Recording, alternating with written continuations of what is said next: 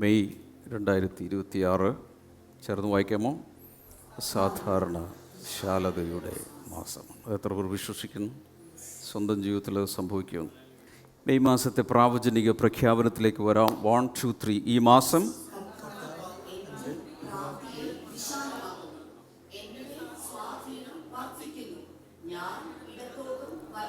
പരക്കും.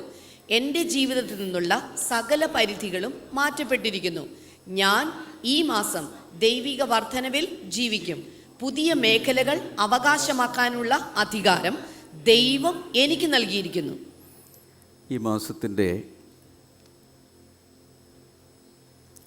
Focus വേഴ്സിലേക്ക് കൂടെ നമുക്ക് പോകാം.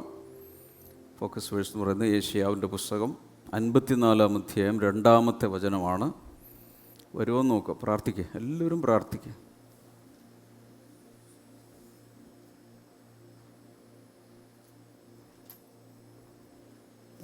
വന്നു വായിക്കേ. യെശയ്യാവിൻ്റെ പുസ്തകം 54:1 മുതലുള്ള വചനങ്ങളാണ്. ഒരു പണിയ ഒരു പ്രൊജക്ഷൻ തെറ്റിപ്പോയി. നിങ്ങളിരിക്കുക, അതാണ് നല്ലത്. നിങ്ങളിരുന്നെല്ലാം ശരിയാവും. ഹല്ലേലൂയ. നിങ്ങൾ നിന്നതുകൊണ്ടാണ് ഈ എല്ലാ പ്രശ്നവും. ഇനി വന്നിട്ട് കാര്യമില്ല, സമയം കഴിഞ്ഞു പോയി. ഫോക്കസ് വേഴ്സ് എല്ലാവർക്കും അറിയാമല്ലോ. യെശയ്യാവിൻ്റെ പുസ്തകം 54-ാം അധ്യായത്തിൻ്റെ 2-ാമത്തെ വചനമാണ് ഫോക്കസ് വേഴ്സ്. നിൻ്റെ കൂടാരത്തിൻ്റെ സ്ഥലത്തെ വിശാലമാക്കുക. ഈ മാസം മുഴുവൻ നമ്മൾ കയറി പിടിച്ചിരിക്കുന്ന വചനം അതാണ്. നിൻ്റെ കൂടാരത്തിൻ്റെ സ്ഥലത്തെ വിശാലമാക്കുക. നിൻ്റെ നിവാസങ്ങളുടെ തിരശ്ശീലകളെ അവർ നിവർക്കട്ടെ, തടുത്തു കളയരുത്. നിൻ്റെ കയറുകളെ നീട്ടുക, നിൻ്റെ കുറ്റികളെ ഉറപ്പിക്കുക. 1-ാമത്തെ ആഴ്ചയിൽ യു നീഡ് മോർ സ്പേസ്. നിങ്ങൾക്ക് കൂടുതൽ സ്ഥലം വേണം, ഞെരുക്കത്തിൽ നിന്ന് വിശാലതയിലേക്ക്. 2-ാമത്തെ ആഴ്ചയിൽ ഞാൻ നിങ്ങളോട് പറഞ്ഞു how to pray for more space. കൂടുതൽ വിശാലതയ്ക്ക് വേണ്ടി എങ്ങനെയാണ് പ്രാർത്ഥിക്കേണ്ടത്. അങ്ങനെയാണ് നമ്മൾ യെബേസ് പ്രാർത്ഥിച്ച ഒരു പ്രെയറിൻ്റെ മോഡൽ നമ്മൾ കണ്ടു. 3-ാമത്തെ ആഴ്ചയിൽ എക്സ്പാൻഡ് യുവർ ഇന്നർ വേൾഡ്. ഓരോ വ്യക്തിക്കും 2 ലോകങ്ങളുണ്ട്. ഇങ്ങനെ പിടിക്കുക. ഇത് വിക്ടറി സൈനല്ല. 2 നമ്പർ 2 എന്താണത്? 1 ഇന്നർ വേൾഡ്. എല്ലാ വ്യക്തികൾക്കും ഒരു ആന്തരിക ലോകമുണ്ട്. എൻ്റെ മാത്രമായൊരു ലോകമുണ്ട്. ഇത് കൂടാതെ എന്തുകൂടിയുണ്ട്? ഒരു പുറം ലോകമുണ്ട്. പുറത്തെ മനുഷ്യർ മറ്റുള്ള എല്ലാം കൂടി ചേർന്ന്. അകത്തെ ലോകത്തിൽ ഞാനും എൻ്റേതായ കുറേ ചിന്തകളും എൻ്റെ കാഴ്ചപ്പാടും ഒക്കെ ആയിട്ടുള്ളൊരു ലോകമാണ്. ആ ആന്തരിക ലോകത്തെ ഇവിടെ നോക്ക്, വിശാലമാക്കിയാൽ മാത്രമേ പുറത്തെ ലോകം വിശാലമാകുകയുള്ളൂ. നിങ്ങൾ മിണ്ടാത്തതുകൊണ്ട് ഒന്നുകൂടി പറയാം, മിണ്ടുന്നത് വരെ പറയും. ആന്തരിക ലോകത്തെ വിശാലമാക്കിയാൽ മാത്രമേ ബാഹ്യലോകം വിശാലമാകുകയുള്ളൂ. ഇത് 4-ാമത്തെ ആഴ്ചയാണ്. ഇന്ന് നമ്മൾ നോക്കുന്നത് അസാധാരണമായ വിശാലതയെക്കുറിച്ചാണ് നമ്മൾ ചിന്തിക്കുന്നത്. ദൈവത്തിൻ്റെ വചനത്തിലൂടെ പോകുമ്പോൾ നമുക്ക് എന്ത് മനസ്സിലാകും? ചരിത്രത്തിൽ ദൈവവചനത്തിൻ്റെ താളുകളിൽ ദൈവം എങ്ങനെ പ്രവർത്തിച്ചു എന്നത് ഇന്ന് നമ്മുടെ ജീവിതത്തിൽ എങ്ങനെ കർത്താവ് ഇടപെടും എന്നതിൻ്റെ ഒരു നിഴലാണ്. അതായത് ചരിത്രത്തിൽ കർത്താവ് എങ്ങനെ പ്രവർത്തിച്ചു. കാരണം ദൈവത്തിനൊരു മാറ്റവുമില്ല, ദൈവത്തിൻ്റെ പ്രകൃതങ്ങൾക്ക് മാറ്റമില്ല. അതുകൊണ്ട് അന്ന് പ്രവർത്തിച്ച അതേ ദൈവമാണ് ഇന്നും പ്രവർത്തിക്കുന്നത്. ഹല്ലേലൂയ. വചനം വായിക്കുമ്പോൾ നമുക്ക് മനസ്സിലാകും, അതേ ദൈവം ഇന്ന് എൻ്റെ ജീവിതത്തിൽ പ്രവർത്തിക്കാൻ ശക്തനാണ്. ഇനി നമുക്ക് യെശയ്യാവിൻ്റെ പുസ്തകം 54-ാം അധ്യായത്തിൻ്റെ 1 മുതലുള്ള വചനങ്ങളിലേക്ക് പോകാം.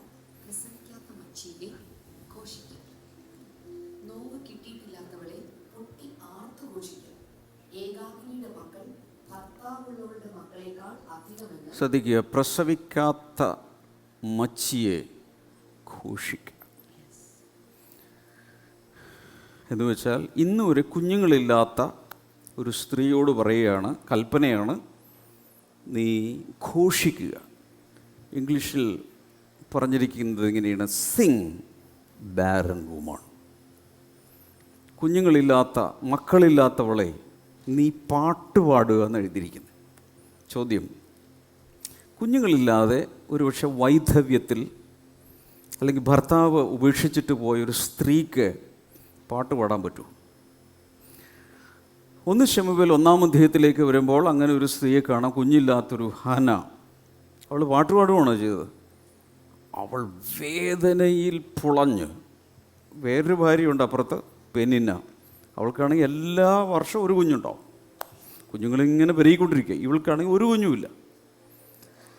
അവൾ ദൈവസന്നിധിയിൽ ചെന്ന് പാട്ട് പാടുകയല്ല ചെയ്തത്, വളരെ വേദനയോടെ, വ്യസനത്തോടെ, ഹൃദയം തകർത്ത് ദൈവസന്നിധിയിൽ ഇങ്ങനെ കരഞ്ഞ് പ്രാർത്ഥിച്ചു. വാക്കുകളൊന്നും പുറത്തേക്ക് വരുന്നില്ല. ദേവാലയത്തിലെ പുരോഹിതൻ പോലും അവളെ തെറ്റിദ്ധരിച്ചു. ഇവളെന്തോ വീഞ്ഞു കുടിച്ച് ലഹരി പിടിച്ച് വന്നിരിക്കുകയാണെന്ന് അയാളങ്ങ് ജഡ്ജ് ചെയ്തു. അവളുടെ മനോവിഷമം നിമിത്തം അവൾ ദൈവസന്നിധിയിൽ ഉരുകി പ്രാർത്ഥിക്കുകയായിരുന്നു. പക്ഷെ ഇവിടെ യേശയ്യാവ് പറയുകയാണ്, പ്രസവിക്കാത്ത മച്ചിയെ നീ എന്ത് ചെയ്യുക? നീ പാട്ട് പാടുക. ബേഴ്സ്റ്റ് ഇൻ ടു സോങ്, നീ പൊട്ടിയാർക്കുക.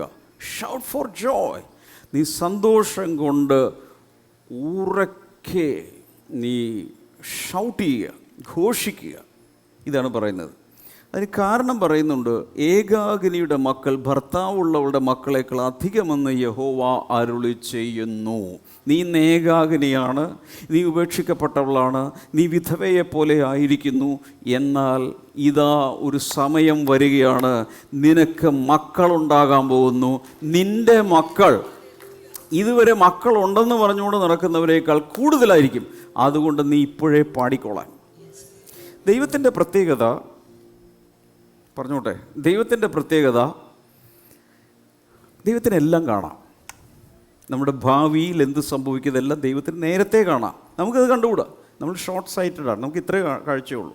എന്നാൽ ദൈവത്തിന് അവസാനം വരെയുള്ളത് കാണാനുള്ള കഴിവുണ്ട്. അതുകൊണ്ട് അവൻ നിൻ്റെ ഭാവി അറിഞ്ഞാണ് പറയുന്നത്, ഇപ്പോഴത്തെ ശൂന്യത ദൈവം മാറ്റാൻ പോകുന്നു. ഇപ്പോഴത്തെ വൈധവ്യം കർത്താവ് എടുത്തു കളയാൻ പോകുന്നു. ഇപ്പോഴത്തെ വന്ധ്യത കർത്താവ് എടുത്തു കളയാൻ പോകുന്നു. ഇപ്പോഴത്തെ ശൂന്യത കർത്താവ് എടുത്തു കളയാൻ പോകുന്നു. ഇപ്പോഴത്തെ ഒഴിഞ്ഞ വീടിൻ്റെ അവസ്ഥ കർത്താവ് മാറ്റാൻ പോകുകയാണ്. ഞാൻ നിനക്ക് മക്കളെ തരാൻ പോകുന്നു. രണ്ടാമത്തെ വചനം, അതാണ് നമ്മുടെ ഈ മാസത്തെ വചനം. വായിക്കാമോ? നിന്റെ കൂടാരത്തിന്റെ സ്ഥലത്തെ വിശാലമാക്കുക. ഇപ്പോൾ മനസ്സിലായി എന്തിനാണ് കൂടാരത്തെ വിശാലമാക്കാൻ പറയുന്നത്? മക്കൾ വരുന്നുണ്ട്. എൻ്റെ ഒന്ന് പറഞ്ഞോട്ടെ, അന്നത്തെ കാലത്ത് ഈ പണ്ട് നമുക്കുണ്ടായിരുന്ന പോലത്തെ ജോയിൻറ്റ് ഫാമിലി സിസ്റ്റമാണ്. അബ്രഹാമിൻ്റെ വീട് അല്ലെങ്കിൽ അതുപോലുള്ള വീടുകളെന്ന് പറഞ്ഞാൽ ഒരു ഏക്കർ കണക്കിന് ഭൂമിയിൽ അവർ ടെൻ്റ് അടിക്കും. പലപ്പോഴും കൂടാരങ്ങളായിരിക്കും, ടെൻ്റ് അടിക്കും. ടെൻ്റ് അടിച്ചിട്ട് അതിനകത്താണ് താമസിക്കുന്നത്. ചിലർക്കൊക്കെ പല ഭാര്യമാർ കാണും, എല്ലാവർക്കും ഓരോ ടെൻ്റ്. മനസ്സിലാവുന്നുണ്ടോ? എന്നിട്ട് മക്കളും മരുമക്കളും കൊച്ചുമക്കളും ദാസിദാസന്മാരും ഒക്കെ വർദ്ധിക്കുന്നതിനനുസരിച്ച് ഈ കൂടാരം വലുതാക്കി വലുതാക്കി വലുതാക്കി കൊണ്ടുവരും. ഹല്ലേലൂയ. ഇപ്പോൾ കല്യാണം കഴിച്ചേ ഉള്ളെങ്കിൽ 2 പേര് മാത്രമാണെങ്കിൽ ചെറിയ ടെൻറ്റ് മതി. പക്ഷെ മക്കളിങ്ങനെ വർദ്ധിച്ച് വർദ്ധിച്ച് വരുമ്പോൾ ടെൻറ്റ് വലുതായി വലുതായി വലുതായി വരികയാണ്. അപ്പോൾ ഇവർക്കിത് കണ്ടുകൂടാ, ഇവൾക്കിത് കണ്ടുകൂടാ. ഇവൾ ഏകാകിനിയാണ്. ഏകാകിനിയായ ഒരു സ്ത്രീക്ക്, ഒറ്റയ്ക്ക് താമസിക്കുന്ന ഒരു സ്ത്രീക്ക് ഒരു 1 BHK ധാരാളം മതി. ഒരു ബെഡ്റൂം പോരെ. കർത്താവ് പറയുക, മോളെ നിൻ്റെ അവസ്ഥ ഞാൻ മാറ്റാൻ പോവുക. അത് മുൻകൂട്ടി പറയുകയാണ്. നിന്നെ കർത്താവ് വിശാലമാക്കി നിൻ്റെ മക്കളെ എല്ലായിടത്തു നിന്നും കൊണ്ടുവന്ന് നിൻ്റെ കൂടാരത്തെ വളരെ വളരെ വളരെ ഞാൻ വിശാലമാക്കാൻ പോവുകയാണ്. ഹല്ലേലൂയ. കാരണം കർത്താവിന് മാത്രമേ നമ്മുടെ ഭാവി അറിയാവൂ, നമുക്കറിഞ്ഞുകൂടാ. നമ്മൾ ഇപ്പോഴത്തെ കാര്യം മാത്രം കാണുന്നവരാണ്. അതുകൊണ്ട് കർത്താവ് ചില കാര്യങ്ങൾ, ആ വാചനം ഒന്നുകൂടി ഒന്ന് വായിക്കാമോ? നിന്റെ ദിവാസങ്ങളുടെ തിരശീലകളെ അവർ നിവർക്കട്ടെ, തടുത്തു കളയരുത്. കയറുകളെ നീട്ടുക, നിന്റെ കുറ്റികളെ ഉറപ്പിക്കുക. നീ ഇടത്തോട്ടും വലത്തോട്ടും പരക്കും. നിന്റെ സന്തതി ജാതികളുടെ ദേശം കൈവശമാക്കുകയും ശൂന്യ നഗരങ്ങളിൽ നിവാസികളെ പാർപ്പിക്കുകയും ചെയ്യും. 4-ാമത്തെ വചനം വായിക്കുക. ഭയപ്പെടേണ്ട, നീ ലജ്ജിച്ചു പോകുകയില്ല. ഭ്രമിക്കേണ്ട, നീ നാണിച്ചു പോകുകയില്ല. നിന്റെ യൗവനത്തിലെ ലജ്ജ നീ മറക്കും. നിന്റെ വൈധവ്യത്തിലെ നിന്ന ഇനി ഓർക്കുകയുമില്ല. നിന്റെ സൃഷ്ടാവാകുന്നു നിന്റെ ഭർത്താവ്. സൈന്യങ്ങളുടെ യഹോവ എന്നാകുന്നു അവന്റെ നാമം. ഇസ്രായേലിന്റെ പരിശുദ്ധനായവൻ, വീണ്ടെടുപ്പുകാരൻ. ഇനി നമുക്ക് 10ാമത്തെ വചനത്തിലേക്ക് വരിക. പർവ്വതങ്ങൾ മാറിപ്പോകും, കുന്നുകൾ നീങ്ങിപ്പോകും. ശ്രദ്ധിക്കണേ. പർവ്വതങ്ങൾ സാധാരണ മാറുമോ?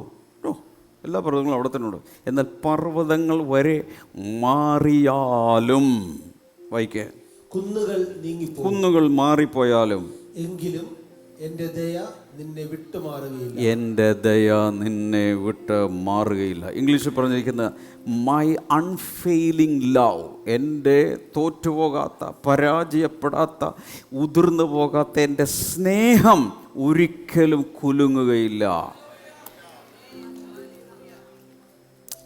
ഒത്തിരി പേരുടെ സ്നേഹം പ്രതീക്ഷിച്ചിട്ട് കിട്ടാത്തവരാണ് ഇവിടെ ഇരിക്കുന്നത്. പ്രതീക്ഷിച്ചവരൊന്നും സ്നേഹം കിട്ടിയില്ല. പക്ഷെ കർത്താവ് പറയുന്നത് മൈ അൺഫെയിലിംഗ് ലവ്, ഒരിക്കലും ഉതിർന്നു പോകാത്ത എൻ്റെ സ്നേഹം, ഒരിക്കലും കുലുങ്ങാത്ത എൻ്റെ സ്നേഹം സ്ഥിരമായിരിക്കും. അടുത്തത് my covenant of peace be removed. ഈ സമാധാന കരാറുകൾ ചരിത്രത്തിൽ നമ്മൾ ഒത്തിരി കണ്ടിട്ടുണ്ട്. സമാധാന കരാർ ഇവിടെ ഒപ്പിട്ടുകൊണ്ടിരിക്കുമ്പോൾ അവിടെ യുദ്ധം നടക്കുമായിരിക്കും. അതാണ് നമ്മൾ ഇന്ന് കാണുന്നത്. സീസ് ഫയർ ഒപ്പിട്ടുകൊണ്ടിരിക്കുമ്പോഴേക്കും അവിടെ വെടിപൊട്ടിക്കൊണ്ടിരിക്കും. എന്നാൽ കർത്താവ് പറയുന്നു, നിന്നോടുള്ള എൻ്റെ സമാധാന കരാർ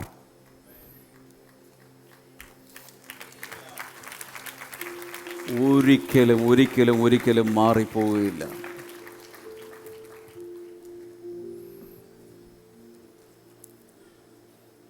എന്തോ പരിശുദ്ധാത്മ വളരെ വ്യക്തമായും ശക്തമായും ഈ ജനങ്ങളോട്, എല്ലാ സഭകളിലുമുള്ള ജനങ്ങളോട് പറയുകയാണ്, എന്തെല്ലാം നിൻ്റെ ജീവിതത്തിൽ നഷ്ടപ്പെട്ടാലും ദൈവം അകത്ത് തന്നിരിക്കുന്ന സമാധാനത്തിന് ഒരു മാറ്റവും ഉണ്ടാകുകയില്ല.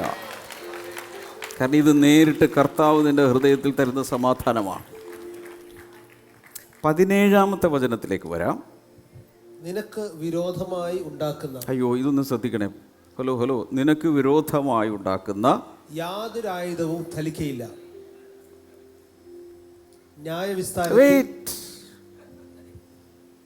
അയ്യോ ഇത് പറയട്ടെ. അപ്പോൾ നീ ഇങ്ങനെ മര്യാദയ്ക്ക് ജീവിക്കുന്നത് കണ്ടിട്ട് അസൂയ പൂണ്ടിട്ട് ശത്രു എന്താ ചെയ്യുന്നത്? ശത്രു പോയിട്ട് വാളുണ്ടാക്കുന്നു, കുന്തമുണ്ടാക്കുന്നു, ന്യൂക്ലിയർ ബോംബ് ഉണ്ടാക്കുന്നു, പല പരിപാടികൾ ഇങ്ങനെ നിനക്കെതിരെ ആയുധങ്ങൾ ഉണ്ടാക്കിക്കൊണ്ടിരിക്കുകയാണ്. കുഴപ്പമില്ല, ഉണ്ടാക്കിക്കോട്ടെ, അവരുടെ കാശ് പോയെന്നുള്ളൂ. അത് പൊട്ടുകയില്ല, അത് നിനക്ക് ഏൽക്കുകയില്ല, അത് നിനക്ക് ഫലിക്കുകയില്ല. പരിശുദ്ധാത്മാവിൽ വ്യക്തമായി ശക്തമായി പറയുന്നു, ആര് നിനക്കെതിരെ എത്ര വലിയ ആയുധം ഉണ്ടാക്കിയാലും നീ ദൈവത്തിൻ്റെ പൈതലെങ്കിൽ അത് നിന്നിൽ ഫലിക്കുകയില്ല.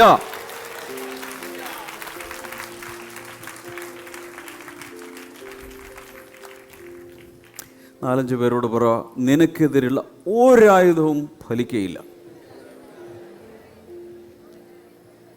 ആയുധം ഉണ്ടാക്കിയവൻ്റെ കാശ് പോയി. നെഞ്ചിലടിച്ച് പറ, എനിക്കെതിരെയുള്ള ഒരായുധവും ഫലിക്കുകയില്ല. ഒരു 4-5 പ്രാവശ്യം കൂടെ ഒന്ന് പറഞ്ഞ്, എനിക്കെതിരെയുള്ള. രാവിലെ എഴുന്നേറ്റ് 5-6 പ്രാവശ്യം പറയണം. ഈ ബ്രഷ് ചെയ്യാറുള്ള ആരെങ്കിലും ഉണ്ട്? രാവിലെ ബ്രഷ് ചെയ്യുന്ന എത്ര പേരുണ്ട്?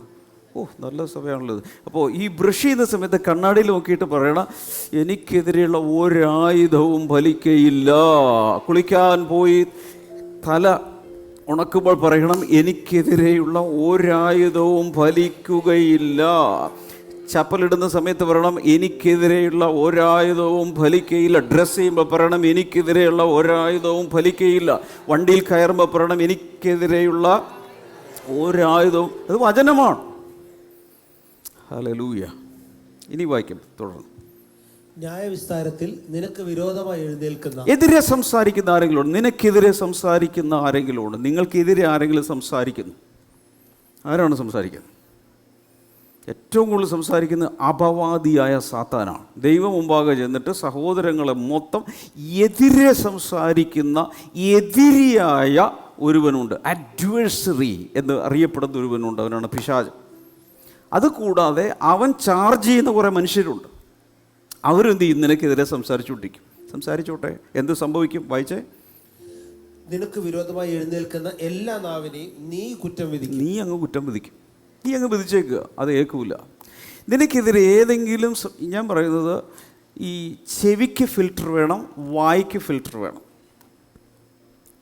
ചെവിയിൽ എന്തിനാ ഫിൽറ്റർ? അനാവശ്യമായി മറ്റുള്ളവർ നമ്മെക്കുറിച്ച് കുറ്റം പറയുകയോ വിമർശിക്കുകയോ പരദൂഷണം പറയുകയോ ചെയ്യുമ്പോൾ ഈ ഫിൽറ്റർ വെച്ചിട്ട് അകത്തോട്ട് കയറ്റരുത്.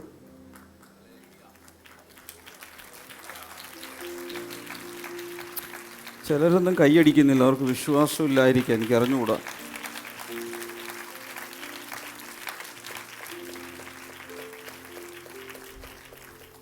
ഹല്ലേലൂയ. അവിടെ പറയുന്നത്, നിനക്കെതിരെ ഏതെങ്കിലും നാവ് സംസാരിച്ചാൽ നീ അവരെ, ദൈവം കുറ്റം വിധിക്കുന്നല്ല പറയുന്നത്, നീ അവരെ കുറ്റം വിധിക്കും. എൻ്റെ അടുത്ത് നീ പറയണം, യേശുവിൻ്റെ നാമത്തിൽ അത് നടപ്പാകില്ല. അത് തീർന്നു, അതിൻ്റെ വെടി തീർന്നു. എതിരെ ആര് സംസാരിച്ചാലും അത് എനിക്ക് വലിക്കുകയില്ല. കാരണം എന്നെക്കുറിച്ച് നല്ലത് പറയുന്നൊരു പിതാവുണ്ട്. എല്ലാവരും പറയും നീ ചീത്ത, നീ കൊള്ളൂല എന്ന് പറഞ്ഞാൽ എൻ്റെ പ്രിയ മകനാണ് എന്ന് പറയുന്നൊരു ദൈവമുണ്ട്. ഇവൻ എൻ്റെ പ്രിയപുത്രൻ, ഇവനിൽ ഞാൻ പ്രസാദിച്ചിരിക്കുന്നു, അവൻ എൻ്റെ കണ്ണിലെ കൺമണിയാണെന്നേ എന്ന് പറയാൻ ഒരു സ്വർഗം ഉള്ളപ്പോൾ ഈ ബബിള് പോലെ, കുമിള പോലെ ഇന്ന് അതും ഇതും പറഞ്ഞുകൊണ്ടിരിക്കുന്നവർ ഇന്ന് നാളെ ഇല്ലല്ലോ, ശ്വാസം പോയി തീർന്നില്ലേ? ഈ മനുഷ്യർ പറയുന്നത് കേട്ട് ദിവസങ്ങൾ പാഴാക്കാൻ, നിരാശപ്പെട്ടിരിക്കാൻ എനിക്ക് മനസ്സില്ല. എന്തോ ശക്തമായ പരിശുദ്ധാത്മാവ് ചിലരോട് പറയുക. ചിലരുടെ വാക്കുകൾ കേട്ട് ഉള്ളിൽ തളർന്നിരിക്കുന്ന ചിലരോട് പരിശുദ്ധാത്മാവ് ഇന്ന് പറയുന്നു, മോനെ മോളെ, അവരെന്ത് പറഞ്ഞാലും നീ അവരെ കുറ്റം വിധിക്കുക, ന്യായം വിധിക്കുക. അത് അത് അത് അത് ക്യാൻസലാക്കാൻ എൻ്റെ വചനം മതി. എന്നെ ആർക്കും ഇഷ്ടപ്പെട്ടില്ലേലും എന്നെ ഇഷ്ടപ്പെടുന്നൊരു പിതാവുണ്ടല്ലോ, അതും മതി. ഹല്ലേലൂയ. യെശയ്യാ പ്രവാചകൻ ഈ പ്രവചനദൂത് എഴുതുന്നത് എപ്പോഴാണെന്നറിയാമോ? അവർ ഇസ്രായേലിനെ മുഴുവൻ ബാബിലോണി പ്രവാസത്തിലേക്ക് കൊണ്ടുപോകുന്നതിന് മുൻപാണ് അദ്ദേഹം ഇത് എഴുതുന്നത്. ബാബിലോണി പ്രവാസകാലം ഉണ്ടായിട്ടില്ല, അതിനു മുമ്പ് അദ്ദേഹം ദർശനത്തിൽ കണ്ടെഴുതുക. 700 വർഷങ്ങൾക്ക് ശേഷം യേശു കർത്താവ് ബെത്ലഹേമിൽ ജനിക്കുന്നത് അദ്ദേഹം ദർശനത്തിൽ കണ്ട് 7-ാം അധ്യായത്തിൽ എഴുതി വെച്ചു, 9-ാം അധ്യായത്തിൽ എഴുതി വെച്ചു. ഇതെല്ലാം കണ്ടവൻ ഇസ്രായേലിന് ആസന്ന ഭാവിയിൽ അവരെല്ലാവരെയും പിടിച്ചുകൊണ്ട് പോകാൻ പോവുക, പ്രവാസത്തിലേക്ക് കൊണ്ടുപോകാൻ പോവുക, ക്യാപ്റ്റീവ്സായിട്ട്, അടിമകളായിട്ട് പിടിച്ചുകൊണ്ട് പോകാൻ പോവുക. ഇത് കണ്ടിട്ടാണ് അദ്ദേഹം ഇത് എഴുതുന്നത്. പക്ഷെ അത് സംഭവിച്ചിട്ടില്ല. അതിനു മുമ്പ് തന്നെ ഞാനൊരു കാര്യം, ഒരു പ്രശ്നം ഉണ്ടാകുന്നതിന് മുമ്പ് തന്നെ പരിഹാരം ദൈവത്തിൽ നിന്ന് വന്നിരിക്കും. ഇന്നെല്ലാം മറന്നാലും ഇതൊന്നും മറക്കരുത്. നിന്റെ പ്രശ്നം ആരംഭിക്കുന്നതിന് മുൻപ് തന്നെ ദൈവ പരിഹാരം റിലീസ് ചെയ്ത് കഴിഞ്ഞു. Oh my Jesus. ഈ ദൂത് എത്ര പേർക്ക് കിട്ടി? പ്രശ്നമുണ്ടാകുന്നതിന് മുമ്പ് തന്നെ പരിഹാരം ഉണ്ടാക്കി വെക്കുന്ന ദൈവമാണ് നിന്റെ ദൈവം. അദ്ദേഹം ഇത് പ്രവചിക്കുന്ന സമയത്ത് പ്രവാസകാലം ആരംഭിച്ചിട്ടില്ല. പക്ഷെ അദ്ദേഹം പറയുകയാണ്, പ്രവാസകാലം വന്നാൽ അതിനുശേഷം ഞാൻ എങ്ങനെ നിന്നെ മടക്കി വരുത്തി പഴയതിനേക്കാൾ നല്ല രീതിയിൽ നിന്റെ ഭാവി ആക്കി തീർക്കുമെന്നുള്ളത് അതിന് മുൻപ് തന്നെ, മുൻകൂട്ടി തന്നെ കർത്താവ് വേണ്ട. അത് വിശ്വാസമില്ലെങ്കിൽ വേറൊരു കാര്യം പറയാം.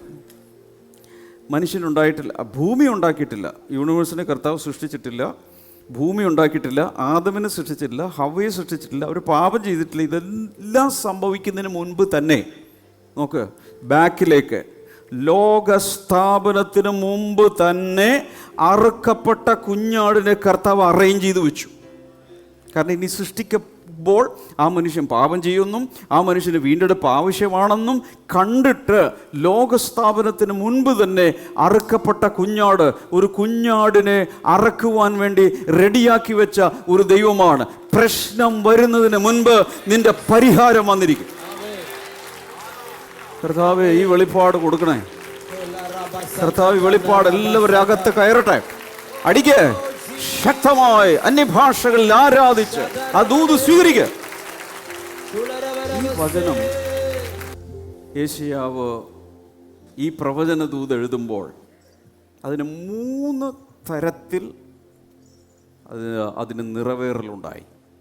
Fulfilment, 3 levels of fulfilment. Number 1, historical, ചരിത്രത്തിൽ അത് അതുപോലെ തന്നെ സംഭവിച്ചു. ഇവിടെ നോക്ക്, ചരിത്രപരമായി സംഭവിച്ചു.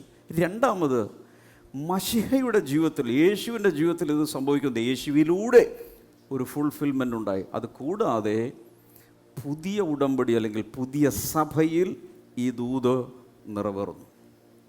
എല്ലാവരും ഇങ്ങനെ 3 വിരൽ കാണിച്ച്, ഈ ദൂത് യേശയ്യാവ് 54 ദൂത് 3 തരത്തിലാണ് നിറവേറിയത്. ഒന്ന്, ചരിത്രത്തിൽ ഇസ്രായേലിൽ, ഇത് ഇസ്രായേലിനുള്ള ദൂതാണ്, അതുപോലെ തന്നെ സംഭവിച്ചു. രണ്ടെന്താണ്, മശിഹയിലൂടെ, യേശുവിലൂടെ അതിനൊരു ഫുൾഫിൽമെൻ്റ് ഉണ്ടായി. അതുകൂടാതെ ഇന്ന് പുതിയ നിയമസഭയിൽ അതിനൊരു നിവൃത്തിയുണ്ട്.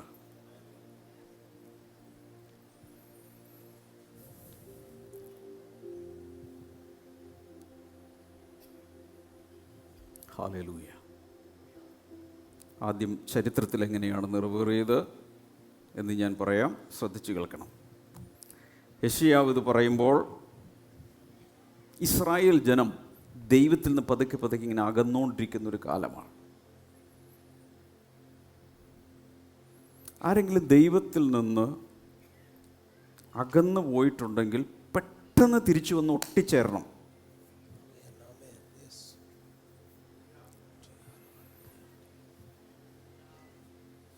ആരെങ്കിലും ദൈവത്തിൽ നിന്ന് പതുക്കെ പതുക്കെ അകന്നിട്ടുണ്ടെങ്കിൽ പെട്ടെന്ന് തിരിച്ചു കയറിയേക്കണം.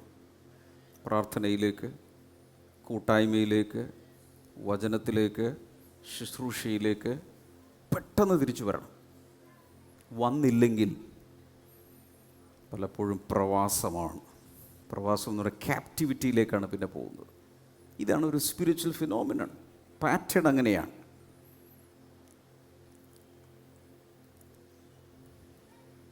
കൈകൾ നെഞ്ചിൽ വെച്ചൊന്ന് പ്രാർത്ഥിക്കാം. ദൈവമേ, നിന്നിൽ നിന്നുള്ള എൻ്റെ അകൽച്ചകളെ വേഗത്തിൽ മാറ്റി അങ്ങയോട് പറ്റിച്ചേരാൻ. കർത്താവിനോട് പറ്റിച്ചേരുന്നവൻ അവനുമായി ഏകാത്മാവാകും.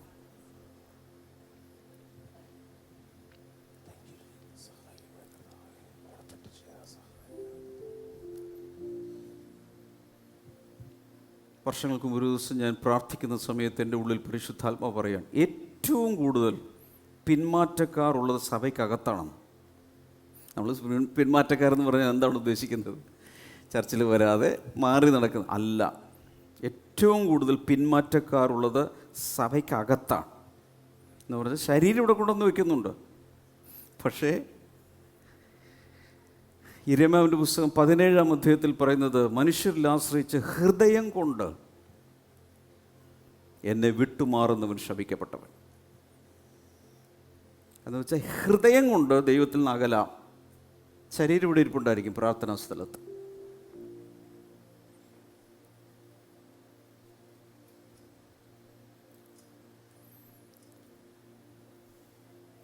ഇത് മടങ്ങി വരവിനുള്ളൊരു ഇൻവിറ്റേഷനാണ്. മക്കളെ, വാ, തിരിച്ചു വാ. ജീവജലത്തിൻ്റെ ഉറവായി എന്നിലേക്ക് തിരിച്ചു വാ. എൻ്റെ ജനം 2 ദോഷം ചെയ്തു. ഒന്ന്, ജീവജലത്തിൻ്റെ ഉറവായി എന്നെ ഉപേക്ഷിച്ചു. രണ്ടാമത്തെ ദോഷം എന്താ? ജീവജലമില്ലാത്ത പൊട്ടക്കിണറുകൾ കുഴിച്ചു. ഇത് രണ്ടും അവസാനിപ്പിക്കണം. ഇവിടെ ഒരു മച്ചിയായ സ്ത്രീയെക്കുറിച്ചല്ല പറയുന്നത്, മക്കളില്ലാത്തൊരു സ്ത്രീയെക്കുറിച്ച് ഇവിടെ പറയുന്നത്. ആരാണ് ഈ സ്ത്രീ? ആർക്ക് പറയാം? ആരാണ് ഈ സ്ത്രീ? ഈ സ്ത്രീ കാണിക്കുന്നത്, 1, ഇസ്രായേൽ എന്ന ദേശം, 2, ഇസ്രായേൽ എന്ന ജനം. രണ്ടും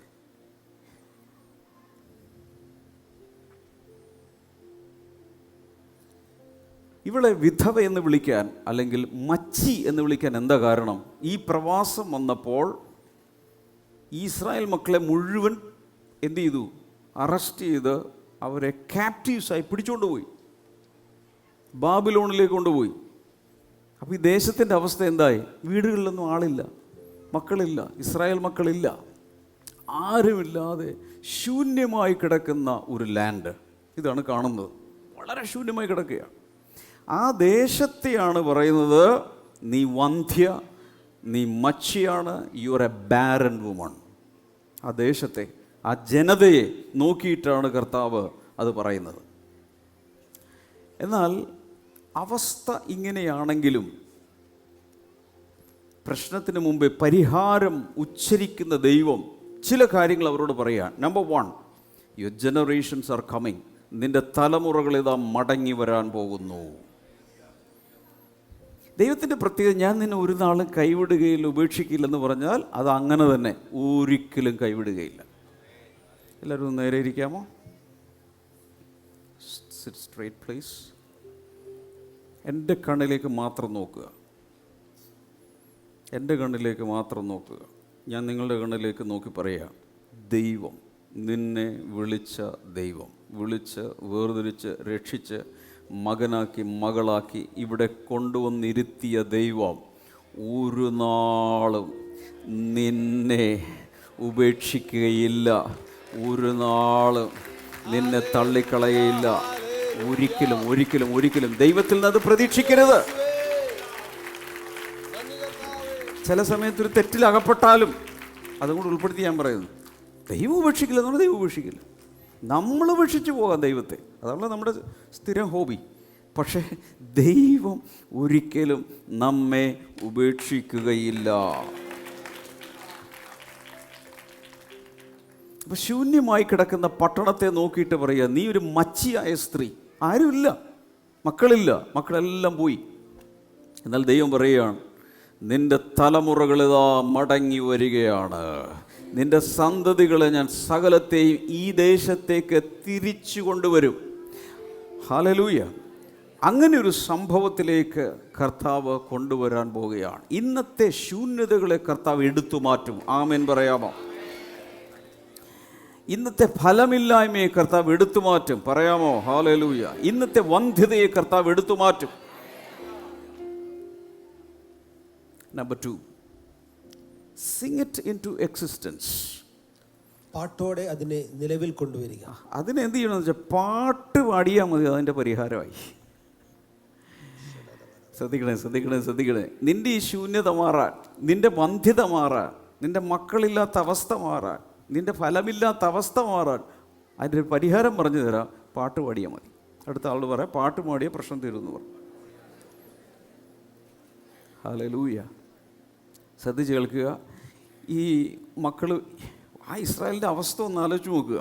എന്ന് വെച്ചാൽ ദേശത്താരുമില്ല, എല്ലാവരും പിടിച്ചുകൊണ്ടുപോയി, അടിമകളായി പിടിച്ചുകൊണ്ടുപോയി, വീടുകളെല്ലാം തല്ലിപ്പൊളിച്ചു, ദേവാലയം തീ കൊണ്ട് ചുട്ടു. എല്ലാം തകർന്നു കിടക്കുന്ന ആ പട്ടണത്തെ നോക്കി, അല്ലെങ്കിൽ ആ ജനതയോട് കർത്താവ് പറയുകയാണ്, നീ ഇപ്പം ചെയ്യേണ്ട പരിപാടി പാട്ട് പാടാൻ തുടങ്ങുക. ചോദ്യം, പാട്ട് വരുമോ? വലിയ ബുദ്ധിമുട്ടാണ്. ഒരു സങ്കീർത്തനത്തിൽ പറയുന്നുണ്ട്, ഞങ്ങളുടെ കിന്നരങ്ങളൊക്കെ ഞങ്ങൾ അലരി വൃക്ഷത്തിൻ്റെ മേൽ തൂക്കിയിട്ടു. കാരണം ഞങ്ങൾ സിയോൻ ഗീതങ്ങൾ ഈ ദേശത്ത് എങ്ങനെയാണ് പാടുന്നേ? പാട്ട് പാടാൻ വലിയ പ്രയാസമാണ്. യാക്കോബ് അപ്പസ്തോലൻ പോലും എന്ന് വെച്ചാൽ ഒരേ വീട്ടിൽ യേശുവിനോടൊപ്പം വളർന്ന യേശുവിൻ്റെ പാതി സഹോദരനായ യാക്കോബ് തൻ്റെ ലേഖനത്തിൽ പറയുന്നത്, കഷ്ടത അനുഭവിക്കുന്നവൻ പ്രാർത്ഥിക്കട്ടെ, സന്തോഷിക്കുന്നവൻ പാട്ടുപാടട്ടെ. നോർമൽ അതാണ്. പക്ഷെ കർത്താവ് പറയുകയാണ്, നീ ഒരു പടി കടന്ന് ഒരു കാര്യം ചെയ്യാൻ തയ്യാറായാൽ ചില കാര്യങ്ങൾ നിൻ്റെ ജീവിതത്തിൽ സംഭവിക്കും. എന്താണത്?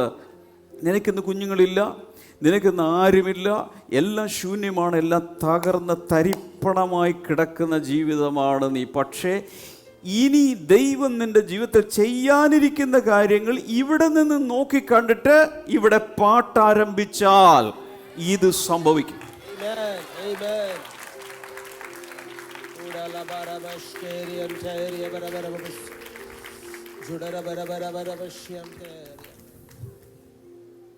ഹല്ലേലൂയ. നമ്മുടെയൊക്കെ മിടുക്കം എന്തിലാണെന്ന് പറയാം. ദൈവം ഒരു അത്ഭുതം ചെയ്യുന്ന സമയത്ത് നമ്മളോടൊന്ന് സാക്ഷ്യം പറയും, ഭയങ്കര ആരാധനയും പാട്ട് പറയും. അതിൻ്റെ പേര് താങ്ക്സ് ഗിവിംഗ് എന്നാണ്, നന്ദി പ്രകാശനമാണത്. അതായത് ജീവിതത്തിൽ അനുഗ്രഹം കണ്ട ശേഷം നമ്മൾ എന്തെങ്കിലും ചെയ്താൽ അതെന്താണ്? താങ്ക്സ് ഗിവിംഗ് ആണ്. അത് അനുഭവിച്ചു കഴിഞ്ഞു.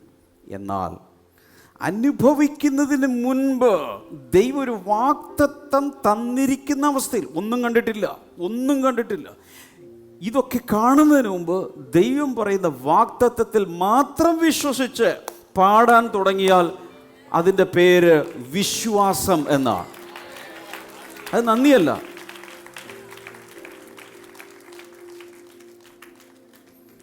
ഹല്ലേലൂയ. എല്ലാവരും നേരെ ഇരുന്നേ. ജീവിതത്തിൽ ഒന്നും കാണാതിരിക്കുമ്പോൾ, പ്രതീക്ഷിച്ച് ഒന്നുമില്ലാതിരിക്കുമ്പോൾ, സ്വപ്നങ്ങളെല്ലാം ചതഞ്ഞരഞ്ഞ് താഴെ കിടക്കുക, ഒരു പ്രത്യാശയ്ക്ക് വകയില്ലാത്ത സമയത്ത് ദൈവം പറയുക, ഞാൻ നിൻ്റെ അവസ്ഥ മാറ്റും, നിൻ്റെ കൂടാരത്തെ നിവർത്തുക, ഞാൻ എല്ലാം തിരിച്ചു കൊണ്ടുവരാൻ പോവുകയാണ്, തകർന്നു പോയ സകലത്തെ ഞാൻ തിരിച്ചു തരും എന്ന് പറഞ്ഞ ആ ദൂത് കേട്ടിട്ട് വിശ്വസിച്ച് പാട്ടുപാടാനും ഘോഷിക്കാനും തയ്യാറായാൽ, ഓ, അതാണ് നിന്റെ വിശ്വാസത്തിന്റെ പ്രകടനം.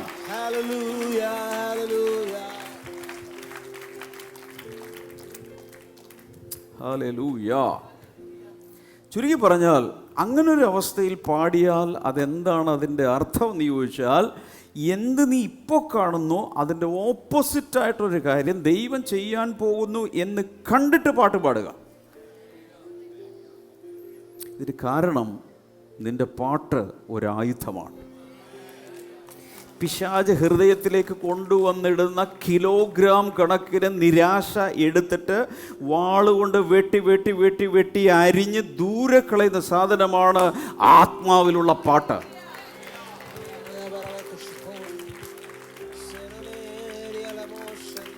ഞാൻ ഒരു സംശയം എല്ലാവരോടും, ഈ സദസ്സിനോടൊരു സംശയം ചോദിക്കുക. സുവിശേഷം പ്രസംഗിച്ചതിന് നാട്ടുകാരെല്ലാം കൂടി തല്ലിച്ചതച്ച്, ശരീരം മുഴുവൻ തല്ലിച്ചതച്ചിട്ടിരിക്കുന്ന രണ്ട് അപ്പസ്തോലന്മാർ, അപ്പോസ്തല പ്രവൃത്തികൾ 16-ാം അധ്യായം 25-ാമത്തെ വാക്യത്തിലേക്ക് വരുമ്പോൾ അവർക്ക് പാട്ട് പാടാൻ എന്ത് വകുപ്പാണുള്ളത്? പറ. ഒരു ദൂതനെ പോലും അയച്ച് കർത്താവ് ഞങ്ങളെ വിടുവിച്ചില്ല. തല്ലുകൊണ്ട് രക്തമൊലിച്ച് ഈ സമയത്തൊന്നും കർത്താവ് അവിടെ ഉണ്ടായിരുന്നില്ല എന്ന് തോന്നുന്നത് പോലെ, ഇതുപോലെ തകർന്നിരിക്കുന്ന ശരീരവുമായി അർദ്ധരാത്രിയിൽ ആമത്തിൽ കിടക്കുമ്പോൾ ഒരു പാട്ട് പാടി ദൈവത്തെ സ്തുതിച്ചു. അങ്ങനെയെങ്കിൽ ഈ തല്ലൊന്നും കൊണ്ടിട്ടില്ല, മര്യാദക്ക് ജീവിക്കുന്നുണ്ട്, പിന്നെ ആഗ്രഹിച്ച പോലെ പലതൊന്നും നടന്നിട്ടില്ലെന്നേ ഉള്ളൂ എന്ന് പറയുന്ന നമുക്ക് എത്ര അധികം പാടാനും കർത്താവിൽ ആനന്ദിക്കാനും സന്തോഷിക്കാനും വകുപ്പുണ്ട്. എല്ലാവരും ഒന്നും മനസ്സിലാക്കുന്നില്ല. പരിശുദ്ധാത്മാവെ അങ്ങ് ചലിക്കുന്നതിനായി നന്ദി. ഈ പെന്തക്കോസ്ത് നാളിൽ ഈ വെളിപാട് എല്ലാവരുടെ അകത്ത് വരട്ടെ. കഷ്ടതയുടെ നടുവിലും പാടാൻ, ദുഃഖത്തിലിരിക്കുമ്പോഴും പാടാൻ, നിരാശയിലിരിക്കുമ്പോഴും നാവിൽ നിന്ന് ആത്മീയ ഗീതങ്ങൾ ഉതിർന്നു പോകാതിരിക്കാൻ പരിശുദ്ധാത്മാവി ജനത്തെ ജീവിപ്പിക്കുന്നതിനായി നന്ദി. വാ തുറക്ക്. ആർപ്പോടെ ആഘോഷത്തോടെ ദൈവത്തെ ഒന്ന് സ്തുതിക്കാം. വന്ധ്യയായ ഒരു സ്ത്രീ പാടണമെങ്കിൽ അവൾ വിശ്വസിക്കണം ഞാൻ പ്രഗ്നൻ്റ് ആണെന്ന്. അറ്റ്ലീസ്റ്റ് ഒരു തലയണയെങ്കിലും ഡ്രസ്സിൻ്റെ ഉള്ളിൽ തിരികെ വെച്ചിട്ട് അഭിനയിച്ചെങ്കിലും നടന്നിട്ട് എന്ത് ചെയ്യണം? പാടാൻ തുടങ്ങണം.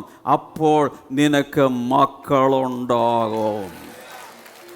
ഇതാണ് ദൈവത്തിൻ്റെ പരിപാടികളൊക്കെ വ്യത്യസ്തമാണ് കുഞ്ഞുങ്ങള്. വൈദ്യം കൽപ്പിക്കുന്നത് പോലെയല്ല, ഡോക്ടേഴ്സ് പറയുന്നത് പോലെയല്ല, ഗൈനക്കോളജിസ്റ്റ് പറയുന്നത് പോലെ അല്ല. പരിശുദ്ധാത്മ നിറവിൽ നീ കാട്ടിക്കൂട്ടുന്ന കാര്യങ്ങൾ ഈ ലോകത്തിന് ഭ്രാന്താണെന്ന് തോന്നും, നിനക്ക് വട്ടാണെന്ന് തോന്നും. പക്ഷെ റിസൾട്ട് കാണുമ്പോൾ അവർ പറയും, ഓ നിന്റെ ദൈവം വലിയതാ, നിന്റെ വിശ്വാസം വലിയതാ, ഞങ്ങൾക്കും കൂടെ ഒന്ന് വന്നാൽ കൊള്ളായിരുന്നു എന്ന് പറയുന്നൊരു സമയം വരും. പ്രസവിക്കാത്ത മച്ചിയെ പൊട്ടി ആർക്കുക, ഘോഷിക്കുക. Sing into your victory.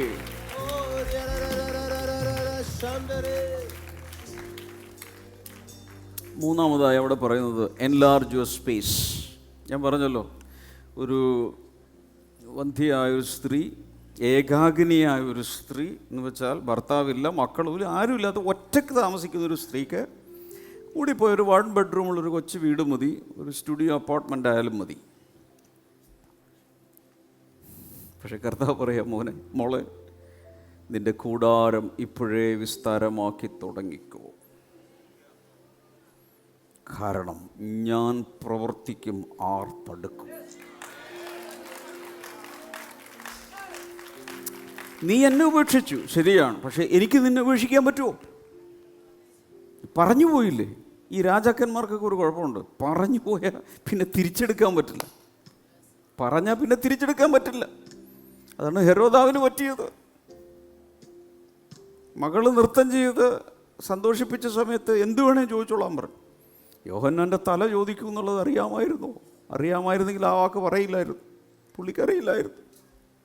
രാജാക്കന്മാർക്ക് പിന്മാറാൻ സാധ്യമല്ല. അങ്ങനെയെങ്കിൽ രാജാവിന് പിന്മാറാൻ പറ്റുമോ?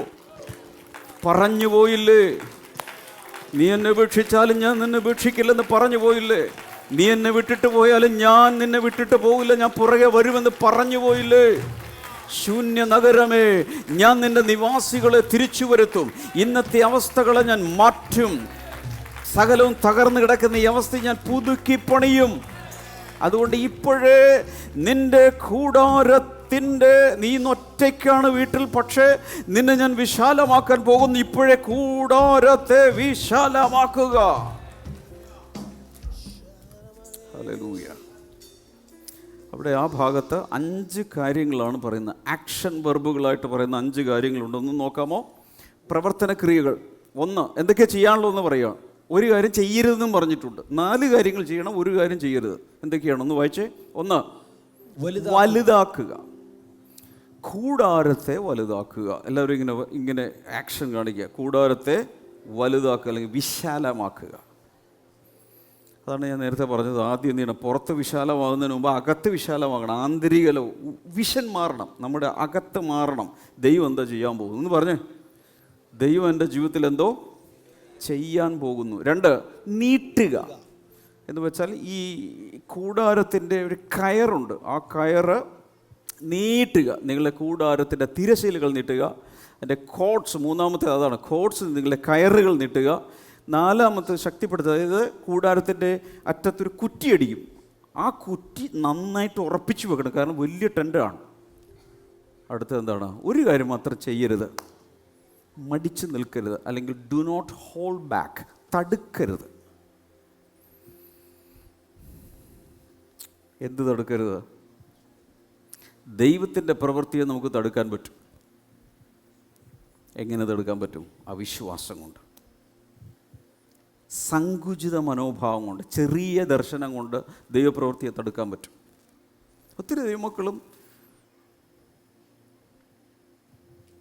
നമ്മൾ ദൈവത്തെക്കുറിച്ച് വലിയ വലിയ കാര്യങ്ങളൊക്കെ പറഞ്ഞിട്ട് ചെറിയ ജീവിതമല്ലേ ജീവിക്കുന്നത്. എന്തുകൊണ്ടാണെന്ന് ചോദിച്ചാൽ ഇതൊക്കെ വാഗൊണ്ട് പറയുമെങ്കിലും ഉള്ളു വിശാലമായിട്ടില്ല.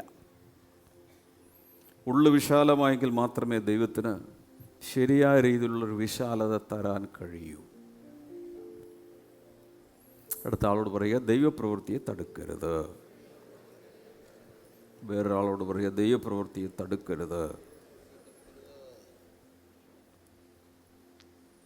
യേശു കർത്താവ് താൻ വളർന്ന പട്ടണത്തിൽ നസറേത്തിലൊക്കെ എത്തിയ സമയത്ത് ഒത്തിരി വലിയ പ്രവൃത്തികളൊന്നും അത്ഭുതങ്ങളൊന്നും പ്രവർത്തിക്കാൻ അവന് സാധിച്ചില്ല. എന്ന് വെച്ചാൽ അവിടുത്തെ മീറ്റിങ്സൊക്കെ സ്വന്തം നാട്ടിലെത്തിയപ്പോൾ ഗലീലയിലെ ചില സ്ഥലങ്ങളിലൊക്കെ എന്നാ മീറ്റിങ്സ് ആയിരുന്നു അല്ലേ. 20,000 പേര് 30,000 പേരൊക്കെ കൂടുന്ന വലിയ ക്രൂസൈഡുകളായിരുന്നു. അതിലാണ് സൂപ്പർ നാച്ചുറൽ മിറക്കിൾസ് നടത്തുന്നത്. അപ്പം വർദ്ധിപ്പിക്കുന്ന പോലെയുള്ളത്. അതുപോലെ മീറ്റിങ്സിനിടയിൽ തന്നെ പൈശാചിക ശക്തികൾ വിട്ടുപോകുന്നു. ഒത്തിരി രോഗസൗഖ്യങ്ങൾ, അതിൻ്റെ സാക്ഷ്യങ്ങൾ. ഭയങ്കര ഹീലിംഗ് ക്രൂസൈഡാണ്. ഈ വലിയ മീറ്റിംഗ് എല്ലാം കഴിഞ്ഞ് സ്വന്തം നാട്ടിലെത്തിയ സമയത്ത് ഇങ്ങനെയുള്ളതൊന്നും അവിടെ നടക്കുന്നില്ല, മിറക്കിൾസ് നടക്കുന്നില്ല. അവിടെ എഴുതിയിട്ടുണ്ട്, അവരുടെ അവിശ്വാസം നിമിത്തം അവന് വലിയ അത്ഭുതങ്ങളൊന്നും ചെയ്യാൻ കഴിഞ്ഞില്ല. ഇന്നിവിടെ ഇരിക്കുമ്പോൾ നമ്മുടെ അകത്തുള്ള അവിശ്വാസ നിമിത്തം ദൈവത്തിൻ്റെ പ്രവൃത്തിയെ നമുക്ക് ഇല്ലാതാക്കാനോ ചെറുതാക്കാനോ സാധിക്കും. അതുകൊണ്ട് പറഞ്ഞു, തടുക്കരുത്, ഡു നോട്ട് ഹോൾഡ് ബാക്ക്. പറഞ്ഞോട്ടെ. യിരെമ്യാവിൻ്റെ പുസ്തകം 29:11 പറയുന്നത്, നിങ്ങളെക്കുറിച്ചുള്ള എൻ്റെ പദ്ധതികൾ വലുതാണ്.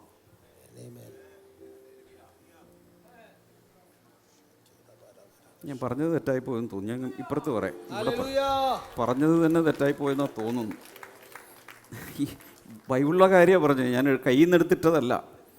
യിരെമ്യാവ് 29:11 പറയുന്നു, നിന്നെക്കുറിച്ചുള്ള എൻ്റെ പദ്ധതികൾ വലുതത്രേ.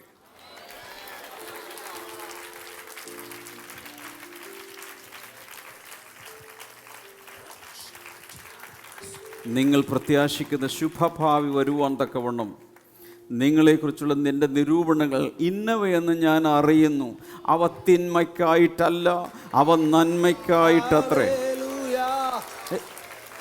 കർത്താവിൻ്റെ നിരൂപണങ്ങൾ, പ്ലാനുകൾ, പദ്ധതികൾ, ഇവിടെ ഇരിക്കുന്ന ഓരോരുത്തരെ കുറിച്ചും വലിയ പ്രോജക്റ്റുകൾ, വലിയ പ്ലാനുകൾ, വലിയ പദ്ധതികൾ. കുഴപ്പം എവിടെയാ? നമ്മളതിനെ അങ്ങ് ചെറുതാക്കി ഒരു മിനിയേച്ചർ ഫോമിലാക്കി, ഇതൊക്കെ മതി, നമ്മളതിനെ അങ്ങ് ചെറുതാക്കി കളയും. ഇതാണ് നമ്മുടെ കുഴപ്പം. അതുകൊണ്ട് കർത്താവ് ഡു നോട്ട് ഹോൾഡ് ബാക്ക്, തടുത്ത് വയ്ക്കരുത്, ചെറുതാക്കി കളയരുത്. വലിയ കാര്യങ്ങൾ ഞാൻ നിൻ്റെ ജീവിതത്തിൽ ചെയ്യാൻ ആഗ്രഹിക്കുന്നു. 2 കരങ്ങൾ ഉയർത്തി പ്രാർത്ഥിക്കാം. മെയ് മാസത്തിലത് ആരംഭിക്കുകയാണ്, ഭവനത്തിലത് ആരംഭിക്കുകയാണ്, മക്കളിലത് ആരംഭിക്കുകയാണ്. മക്കൾ ചിതറിപ്പാർക്കുകയായിരിക്കാം, വീട്ടിലില്ലായിരിക്കാം, പല സ്ഥലങ്ങളിലായിരിക്കാം, പക്ഷേ അവിടെ ദൈവത്തിൻ്റെ പ്രവൃത്തി വെളിപ്പെടാൻ പോവുക. വിശ്വാസമുണ്ടെങ്കിൽ പ്രാർത്ഥിക്കുക.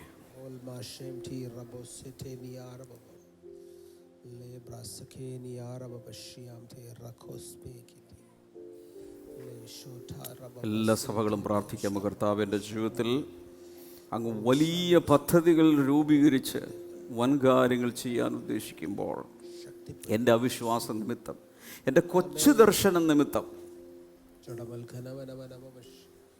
ഞാനതിനെ തടുക്കാതിരിക്കേണ്ടതിനായി എൻ്റെ ഹൃദയം വിശാലമാക്കുന്നു, എൻ്റെ ദർശനത്തെ വിശാലമാക്കുന്നു. ഹല്ലേലൂയ, ആമേൻ. 4ാമത്തെ കാര്യം ഇതാണ്, കോൺകർ സിറ്റീസ് ആൻഡ് നേഷൻസ്. പട്ടണങ്ങളെയും രാഷ്ട്രങ്ങളെയും പിടിച്ചെടുക്കുക. ഇനി ദൈവമക്കൾക്കുള്ള അടുത്തൊരു ദൂത് ഇതാണ്, പട്ടണങ്ങളെയും രാജ്യങ്ങളെയും പിടിക്കുക. ദൈവമക്കളുടെ അവകാശമാണ്. ഇത് ചെയ്തില്ലെങ്കിൽ വേറെ ആരെങ്കിലും പിടിച്ചോണ്ട് പോകും. അതാണ് വചനത്തിൽ നമ്മൾ. Number 5, your disgrace will be taken away. നിങ്ങളുടെ നിന്ന നീങ്ങിപ്പോകും. മനുഷ്യരുടെ മുമ്പിൽ, സമൂഹത്തിൽ, പഞ്ചായത്തിൽ, വീട്ടിൽ, സഭക്കാരുടെ മുമ്പിൽ ഒക്കെ ഏതെങ്കിലും രീതിയിൽ നിന്ന് അനുഭവിച്ച് ആരെങ്കിലും കേൾക്കുന്നുണ്ടെങ്കിൽ കർത്താവ് പറയും, നിൻ്റെ അപമാനത്തെ, നിൻ്റെ നിന്നയെ ഞാൻ എടുത്തു മാറ്റാൻ പോവുകയാണ്. വേണ്ടവർ കൈകൾ അടിച്ച് സ്വന്തം ജീവിതത്തിലേക്ക് സ്വീകരിക്കുക. നിൻ്റെ നിന്നയെ ഞാൻ എടുത്തു മാറ്റും.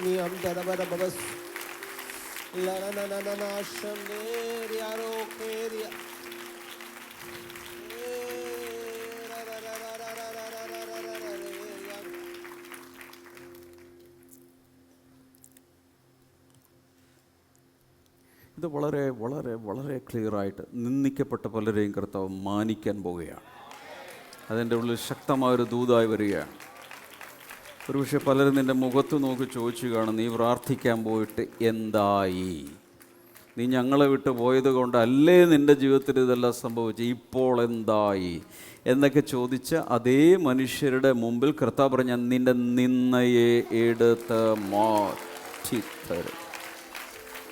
വലിയ വായിൽ ഹല്ലേലൂയ പറഞ്ഞ് വിശ്വസിച്ച്. Number 6, God is responsible for you. ദൈവമാണ് നിങ്ങളുടെ ഉത്തരവാദിത്തം എടുക്കുന്നത്. ഞങ്ങളുടെ വീട്ടിൽ ഉത്തരവാദിത്തമുള്ള ആണുങ്ങൾ ആരുമില്ല ബ്രദറെ. ഈ വചനം എന്ത് പറയുന്നു? ദൈവമാണ് നിൻ്റെ റെസ്പോൺസിബിൾ ഫിഗർ. നിൻ്റെ മുകളിൽ ദൈവമാണ് നിനക്ക് ഉത്തരവാദിത്വം ഏറ്റെടുത്തിരിക്കുന്നത്. കാരണം അവിടെ പറയുന്ന 5ാമത്തെ വചനത്തിൽ, for your maker is your husband. നിൻ്റെ നിർമ്മാതാവ് അഥവാ നിൻ്റെ സ്രഷ്ടാവാണ് നിൻ്റെ ഭർത്താവ്. നീ ഇന്ന് വിധവയാണ്, നിനക്ക് മക്കളില്ല, വല്ലാതെ കിടക്കുന്നൊരു ദേശമാണെങ്കിൽ കർത്താവ് എന്താ പറയുന്നത്? ഞാൻ നിൻ്റെ ഭർത്താവായി മാറുകയാണ്. അതിൻ്റെ അർത്ഥം ഞാൻ നിന്നെ ടേക്ക് കെയർ ചെയ്തോളാം, ഞാൻ നിന്നെ നോക്കിക്കോളാം, അത് ചെയ്തോളാം, ഇത് ചെയ്തോളാം എന്നൊക്കെ പറഞ്ഞ് പലരും വഞ്ചിക്കുന്നൊരു കാലമാണിത്. ആ സമയത്ത് കർത്താവ് സ്റ്റെപ്പിൻ ചെയ്തിട്ട് പറയുകയാണ്, ഞാൻ നിന്നെ ഏറ്റെടുത്തിരിക്കുന്നു. എന്തൊരു സന്തോഷക്കുറവ് പോലെ. ഞാൻ നിൻ്റെ ജീവിതത്തെ, നിൻ്റെ ഭാവിയെ ഞാൻ ഏറ്റെടുത്തിരിക്കുന്നു. ഏറ്റെടുത്തിട്ട് പറയുകയാണ്, ശൂന്യതയിൽ നിന്നും നിറവിലേക്ക് ഞാൻ നിന്നെ കൊണ്ടുവരും. വിശ്വസിക്കുന്നവർ മാത്രം ഹല്ലേലൂയ. വലിയ ഞെരുക്കത്തിൽ നിന്നും വലിയ വിശാലതയിലേക്ക് ഞാൻ നിന്നെ കൊണ്ടുവരും. പരിമിതികൾക്കകത്ത് നിന്നും പരിമിതിയില്ലാത്തൊരനുഭവത്തിലേക്ക് ഞാൻ നിന്നെ കൊണ്ടുവരും. ഭയത്തിൻ്റെ അവസ്ഥയിൽ നിന്നും ധൈര്യത്തിലേക്ക് ഞാൻ നിന്നെ കൊണ്ടുവരും. ആരെയൊക്കെ നോക്കി പരിശുദ്ധാത്മാ പറയുന്നു, ഭയപ്പെട്ടിരിക്കുന്ന സഹോദര, ഭയപ്പെട്ടിരിക്കുന്ന സഹോദരി, നിന്റെ ഭയത്തെ കർത്താവ് എടുത്തു മാറ്റി ഒരു വലിയ വിശ്വാസത്തോടെ, ധൈര്യത്തോടെ ജീവിക്കാൻ. I receive it in Jesus' name. അപമാനിക്കപ്പെട്ട സ്ഥലത്ത് അഭിമാനത്തോടെ ജീവിക്കാൻ ദൈവം നിന്റെ അവസ്ഥകളെ മാറ്റുകയാണ്. നിന്റെ കൂടാരത്തെ വിശാലമാക്കുക.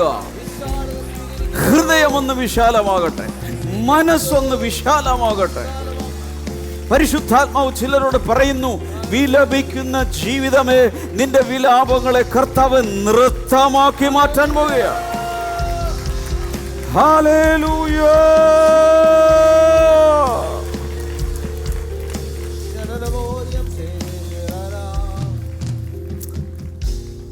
ഹല്ലേലൂയ. അപ്പം ചരിത്രത്തിൽ ഇസ്രായേലിൽ ഇത് നിറവേറിയെങ്കിൽ അടുത്തത് യേശുവിലൂടെ ഇതിനൊരു ഫുൾഫിൽമെൻ്റ് ഉണ്ട്. അതിനെക്കുറിച്ച് ഞാൻ പെട്ടെന്ന് പറയാം. ഏശയ്യാവിൻ്റെ പുസ്തകം 54-ാം അധ്യായത്തിലാണല്ലോ നമ്മൾ നിൽക്കുന്നത്. 54-ാം അധ്യായത്തിന് മുൻപിലുള്ള അധ്യായം ഏതാണ്? ആർക്ക് പറയാം? 53. സിമ്പിൾ. അതിനു മുമ്പുള്ള അധ്യായം ഏതാണ്? ഇപ്പം എല്ലാവർക്കും വരും. ഈ 52-ൽ 53-ൽ എന്താ പറയുന്നതെന്ന് അറിയാമോ? ആർക്ക് പറയാം? 52-ൽ 53-ലും ഒരു ദാസനെ കുറിച്ച്, സഫറിങ് സെർവൻറ്റിനെ കുറിച്ച് പറയുന്നുണ്ട്. വളരെ കഷ്ടതയിലൂടെ പോകുന്ന 40-ാം അധ്യായത്തിൽ അത് തുടങ്ങുക, ഇതാ എൻ്റെ ഉള്ളം താങ്ങുന്ന എൻ്റെ ദാസൻ എന്നൊക്കെ പറഞ്ഞിട്ട് തുടങ്ങുന്നുണ്ട്. ഓക്കെ, ആ ഒരു സെർവൻറ്റ്, എൻ്റെ ഒരു ദാസൻ ഇങ്ങനെ ഏശയ്യാവ് ഇങ്ങനെ പ്രവചിച്ച് 52-ാം അധ്യായത്തിലേക്ക് എത്തിയപ്പോൾ ഈ ദാസൻ, യഹോവയുടെ ദാസൻ്റെ അനുഭവം എന്താണ്? കണ്ടാൽ ഒരു മനുഷ്യരൂപം പോലും ഇല്ലാത്ത രീതിയിൽ അവൻ്റെ ശരീരം വിരൂപമായി തീർന്നു. 53-ലേക്ക് കയറിയപ്പോൾ എന്താണ് അവിടെ കാണുന്നത് അറിയാമോ? 53-ൽ നമ്മുടെ പാപങ്ങൾക്ക് വേണ്ടി, നമ്മുടെ അതിക്രമങ്ങൾക്ക് വേണ്ടി അവൻ മർദ്ദനമേറ്റ്, അടിയേറ്റ്, അവൻ്റെ അടിപ്പിണരുകളാൽ നിനക്ക് സൗഖ്യം വന്നിരിക്കുന്നു. നോക്ക്, 52-ാം അധ്യായത്തിൽ പീഡിപ്പിക്കപ്പെടുന്നൊരു ദാസൻ, 53-ാം അധ്യായത്തിലാണ് യേശുവിൻ്റെ ക്രൂശ്. ഇത് രണ്ടും കഴിഞ്ഞാൽ 54-ലേക്ക് വരുമ്പോൾ ഒരു വലിയ വിശാലതയുടെ വിളംബരമാണ്. അയ്യോ, വചനമൊന്ന് മനസ്സിലാക്കി പറ, വചനമൊന്ന് മനസ്സിലാക്ക്. 52-ൽ പീഡിപ്പിക്കപ്പെടുന്ന ഈ ദാസൻ 53-ൽ ഈ ദാസൻ കൊല്ലപ്പെടുന്നു. പക്ഷെ 54-ൽ നിന്റെ വിശാലതയാ. ചുരുക്കി പറഞ്ഞാൽ, പ്രസവിക്കാത്ത മച്ചിയെ പൊട്ടി ഓർക്ക. എന്തുകൊണ്ട്? അതിനു മുൻപ് എൻ്റെ ദാസൻ നിനക്ക് വേണ്ടി മരിച്ചു. വെളിപാട് സ്വീകരിക്കുക, ഈ റെവലേഷൻ സ്വീകരിക്കുക. ജീവിതം മാറും, നിന്റെ ശുശ്രൂഷ മാറും, നിന്റെ അഭിഷേകം മാറും, നിന്റെ നിലവാരം മാറും. ഈ വെളിപാട് കിട്ടിയാൽ ജീവിതത്തിന്റെ അവസ്ഥ മാറും. എന്തുകൊണ്ടാണ് ഈ വിശാലത? എന്റെ ദാസൻ നിനക്ക് പകരമായി ക്രൂശിൽ മരിച്ചതുകൊണ്ട്. Praise God, praise God, praise God, praise God, praise God. Hallelujah. ഇനി ഇതെങ്ങനെയാണ് നിറവേറുന്നതെന്ന് കൂടെ പറഞ്ഞിട്ട് നിങ്ങൾക്ക് വേണ്ടി പ്രാർത്ഥിക്കാം. പെട്ടെന്ന് ഗലാത്യ ലേഖനം 4-ാം അധ്യായത്തിലേക്ക് വരാം. 24 മുതലുള്ള ചില വചനങ്ങൾ നമ്മൾ വായിക്കാൻ പോവുകയാണ്. ഗലാത്യ ലേഖനം 4-ാം അധ്യായം. ഇതെങ്ങനെയാണ് പുതിയ നിയമത്തിൽ നിറവേറുന്നത്? എത്ര പേർ കൂടെ ഉണ്ട്? നോക്ക്, ഇതൊരു സാദൃശ്യമാവും. എന്ത് ഈ പറഞ്ഞു വരുന്നു? ഈ സ്ത്രീകൾ 2 നിയമങ്ങൾ എത്ര. ഇവിടെ ഒരു സ്ത്രീയെക്കുറിച്ചല്ലേ പറഞ്ഞത്? പ്രസവിക്കാത്ത മച്ചിയായ ഒരു സ്ത്രീ. ഓക്കെ, അത് നേരെ ഗലാത്യ ലേഖനത്തിൽ കൊണ്ടുവന്നതിൻ്റെ വ്യാഖ്യാനം ഇവിടെ നോക്ക്. ഏശയ്യാവ് 54-ലുള്ളത് ഗലാത്യർ 4-ൽ. കൈയെടുത്തിട്ട് പറ, ഏശയ്യാവ് 54-ലുള്ളത് ഗലാത്യർ 4-ൽ വിശദീകരണം കൊടുക്കുകയാണ്. നോക്ക്, ഇതൊരു സാദൃശ്യമാകുന്ന ഈ സ്ത്രീകൾ 2 നിയമങ്ങൾ എത്ര. ഒന്ന്, സീനായി മലയിൽ നിന്നുണ്ടായി അടിമകളെ പ്രസവിക്കുന്നു. അത് ഹാഗാർ. അബ്രഹാമിന് ഒരു ദാസിയെ കൊടുത്തു അല്ലേ, പേര് ഹാഗാർ. എന്ന് വെച്ചാൽ വാഗ്ദത്ത സന്തതി വരാൻ വേണ്ടി അത്ര അങ്ങ് ക്ഷമിച്ച് നിൽക്കാൻ പറ്റാഞ്ഞത് കൊണ്ട് സാറ തന്നെ സജസ്റ്റ് ചെയ്തൊരു കാര്യമാണ്, ഹാഗാറിലെങ്കിലും മക്കളുണ്ടാകട്ടെ. ആ സ്ത്രീയെക്കുറിച്ചാണ് ആദ്യം പൗലൂസ് പറയുന്നത്. നീ വായിക്കേ, അത് ഹാഗാർ. ഹാഗർ എന്ന് പറയുന്നത് അറബി ദേശത്ത് സീനായ് മലയെ കുറിക്കുന്നു. അത് ഇപ്പോഴത്തെ യെരുസലേമിനോട് ഒക്കുന്നു. ഇപ്പോഴത്തെ യെരുസലേം എന്ന് പറഞ്ഞാൽ ഇപ്പോൾ ഇസ്രായേൽ യുദ്ധം നടക്കുന്നുണ്ടല്ലോ, എൻ്റെ ഇവിടെ ഒരു ജെറുസലേം ഉണ്ടല്ലോ, നമ്മൾ പലരും ഇവിടെ നിന്ന് പോയിട്ടുണ്ട്, പല പ്രാവശ്യം പോയിട്ടുണ്ട്. ആ ജെറുസലേമിനെയാണത് കാണിക്കുന്നത്. ചുരുക്കി പറഞ്ഞാൽ ഭൂമിയിലുള്ള ജെറുസലേം. പറഞ്ഞേ, ഭൂമിയിലുള്ള ജെറുസലേം. ഇനി അത് തൻ്റെ മക്കളോടുകൂടെ അടിമയിലല്ലോ ഇരിക്കുന്നത്. ഇത് മൊത്തം അടിമത്തത്തിലാണ്. ഓക്കെ, അടുത്തത് മീതെയുള്ള യെരുസലേമോ സ്വതന്ത്രയാകുന്നു. മീതെയുള്ള യെരുസലേം എല്ലാവരും ഇങ്ങനെ പിടിക്കുക, മുകളിലോട്ട് പിടിക്കുക. അപ്പോൾ താഴെ ഒരു ജെറുസലേമുണ്ട്. അതെവിടെയാണ്? മധ്യ പൗരസ്ത്യ നാട്ടിൽ, മിഡിൽ ഈസ്റ്റിൽ, ഇസ്രായേലിൽ ഒരു ജെറുസലേമുണ്ട്. ഓക്കെ, അത് അടിമകളുമായിട്ട് അവിടെ ഇരിക്കുവാണ്. എന്നാൽ മീതെയുള്ള യെരുസലേം, ഇവിടെ ഇങ്ങനെ കാണിക്കുക, മീതെയുള്ള ജെറുസലേം സ്വതന്ത്രയാകുന്നു. അവൾ തന്നെ നമ്മുടെ അമ്മ. ഹലോ, അപ്പോൾ 2 ജെറുസലേമുണ്ട്, 2 സ്ത്രീകൾ, 2 ജെറുസലേം. ഇസ്രായേലിൽ മിഡിൽ ഈസ്റ്റിൽ മാത്രമല്ല ജെറുസലേം ഉള്ളത്. എവിടെയുണ്ട്? സ്വർഗത്തിൽ ഒരു ജെറുസലേമുണ്ട്. There is a heavenly Jerusalem. വെളിപാട് പുസ്തകം പഠിച്ചതൊക്കെ ഓർക്കുന്നുണ്ടോ? പുതിയ ജെറുസലേം അവിടെ റെഡിയായിക്കൊണ്ടിരിക്കുന്നു. കുറേ കഴിയുമ്പോൾ അത് ഇങ്ങോട്ട് ഇറങ്ങി വരും. അവിടെയാണ് നമ്മൾ പോയി താമസിക്കാൻ പോകുന്നത്. നമ്മളെല്ലാം ഒരുമിച്ചുണ്ടാവുന്നത്, പേടിക്കണ്ട. നമ്മളെല്ലാം ഒരുമിച്ച് അവിടെ ഉണ്ടാവും. അവിടെ എത്തണം, അത്രേ ഉള്ളൂ. ഹലോ, അവിടെ വരെ എത്തണമെന്ന് പറഞ്ഞാൽ ഇടയ്ക്ക് ഇട്ടിട്ട് പോകരുത്. ഇനി അടുത്തത്, അടുത്ത ഫ്രെയിം ഒന്ന് കാണിക്കും. ഇതല്ല, കളഞ്ഞോ? അതിൻ്റെ ബാലൻസ് ഇല്ലേ?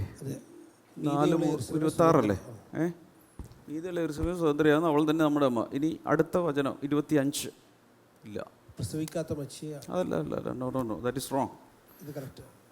സോറി, ഇത് കറക്റ്റാണ്.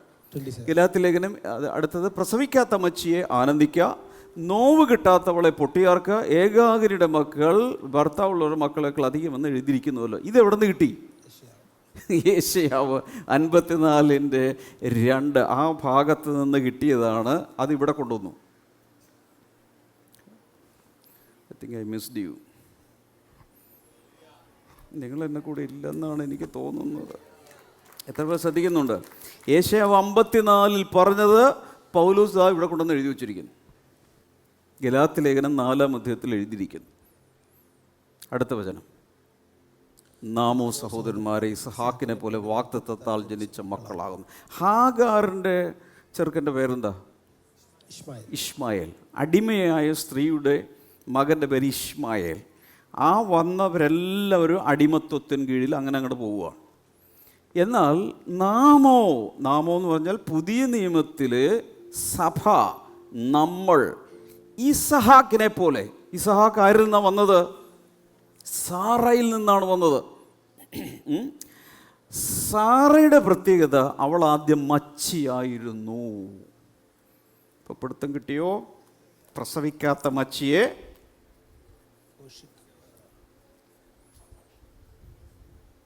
നിങ്ങളിപ്പോൾ കഞ്ഞി കിട്ടുമെന്നാണ് ചിന്തിച്ചുകൊണ്ടിരിക്കുന്നത്. കഞ്ഞിയില്ല, ഇന്ന് സ്പെഷ്യൽ ഫുഡാണെന്ന് ഞാൻ കേട്ടു.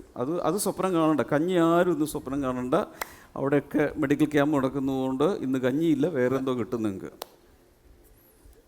ഇപ്പം ഇവിടെ ശ്രദ്ധിച്ചാൽ മതി. എന്താ ഞാൻ പറഞ്ഞത്? 2 സ്ത്രീകൾ ഇങ്ങനെ പിടിക്കുക. ഒന്നാരാ? ഹാഗാർ. അതിൽ നിന്ന് അടിമകളാണ് വന്നുകൊണ്ടിരിക്കുന്നത്. ഇസ്മായിലും അടിമകളും വന്നുകൊണ്ടിരിക്കുക. രണ്ടാമത്തേത് ആരാ? മച്ചിയായിരുന്നു സാറ. 90 വയസ്സിലാണ് മക്കൾ പൊട്ടിപ്പുറപ്പെടാൻ തുടങ്ങിയത്. ശരിയാണല്ലോ. അവളിൽ നിന്ന് വരുന്ന സന്തതി, ഇസഹാക്കിലൂടെ വരുന്ന അടുത്തൊരു പരമ്പരയെ കാണാം. ഈ ലൈനിലാണ് പുതിയ നിയമസഭ കിടക്കുന്നതെന്ന്. അവൾ സ്വതന്ത്രയാകുന്നു. വാക്തത്വപ്രകാരം ജനിച്ചതാണ്. ബാക്കി കൂടി വായിക്കാം. എന്നാൽ അവന് അന്ന് ജഡപ്രകാരം ജനിച്ചവൻ ഇസ്മായിൽ ആത്മപ്രകാരം ജനിച്ചവനെ, ഇസഹാക്കിനെ ഉപദ്രവിച്ചതുപോലെ ഇന്നുമുണ്ട്. ജഡസന്തതി ആത്മസന്തതിയെ ഉപദ്രവിക്കുന്നു. 30 തിരുവഴുത്തോ എന്തു പറയുന്നു? ദാസിയെയും മകനെയും പുറത്താക്കി കളക. ദാസിയുടെ മകൻ സ്വതന്ത്രയുടെ മകനോടുകൂടെ അവകാശിയാകുകയില്ല. അങ്ങനെ സഹോദരന്മാരെ, നാം ദാസിയുടെ മക്കൾ അല്ല, സ്വതന്ത്രയുടെ മക്കളത്രേ. ചുരുക്കി പറഞ്ഞാൽ യേശയ്യാവ് 54-ാം അധ്യായത്തിൽ അന്ന് പ്രവചിച്ച മക്കളാണ് ഇവിടെ ഇരിക്കുന്നത്. അന്നേ പറഞ്ഞു വിശാലമാക്കിക്കോ. അതിന് കാരണം എന്തെന്ന് ചോദിച്ചാൽ, ഈ സന്തതി പരമ്പര, അതായത് പുതിയ നിയമത്തിൽ യേശു കർത്താവ് ക്രൂശിൽ മരിച്ച ശേഷം ഉൽപ്പാദിപ്പിക്കപ്പെടുന്ന മക്കൾ, അവരെന്ത് ചെയ്യുന്നു? ഒരു സ്ഥലത്തൊന്നും താമസിപ്പിക്കാൻ പറ്റില്ല. അവരുടെ കൂടാരം വിശാലമാക്കി രാജ്യങ്ങൾ മുഴുവൻ, ഈ ഗ്ലോബ് മുഴുവൻ വിശാലമാകുന്ന സന്തതി പരമ്പരയാണ്. ഇത് കണ്ടിട്ടാ കർത്താവ് ഇപ്പോഴേ പാടിക്കോളാൻ.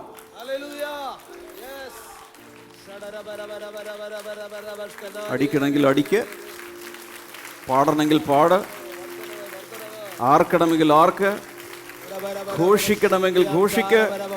ഈ വെളിപാട് സ്വീകരിച്ച്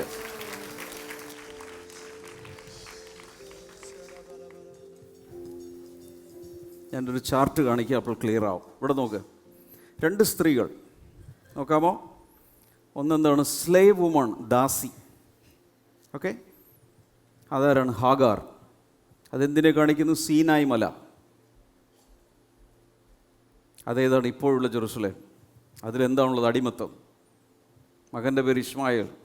അത് ജഡസന്തതിയാണ്. അത് പഴയ ഉടമ്പടിയെ കാണിക്കുന്നു. ഇപ്പുറത്ത് നോക്കിയേ, ഇതാണ് നമ്മുടെ സൈഡ്.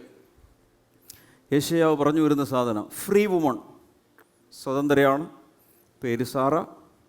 അത് സീനായ് മലയല്ല കാണിക്കുന്നത്, സിയോൻ മലയാണ് കാണിക്കുന്നത്. എബ്രായലേഖനം 12-ാം അധ്യായം വായിക്കുന്നു. ഇപ്പോൾ നാം എങ്ങോട്ട് വന്നിരിക്കുന്നു? സിയോൻ മലയിലേക്ക് അടുത്ത് വന്നിരിക്കുന്നു. സീനായ് മലയിൽ എന്താ കിട്ടിയത്? 2 കൽപ്പലകകൾ. അതിലൂടെ വന്നത് ന്യായവിധിയാണ്. ആളുകൾ ജഡ്ജ്മെൻറ്റിലേക്ക് വന്നു. ഇനി എന്താണ്?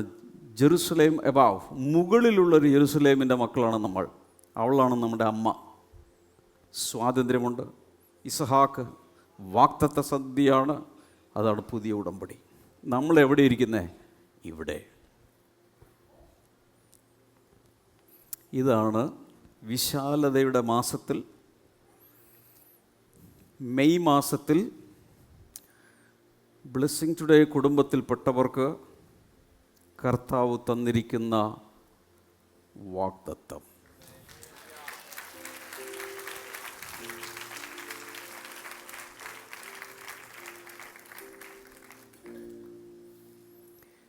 ഞാൻ ഈ ഇത്രയൊക്കെ പറഞ്ഞു കൂട്ടിയിട്ട് എന്തെങ്കിലും മനസ്സിലായ എത്ര പേരുണ്ട്?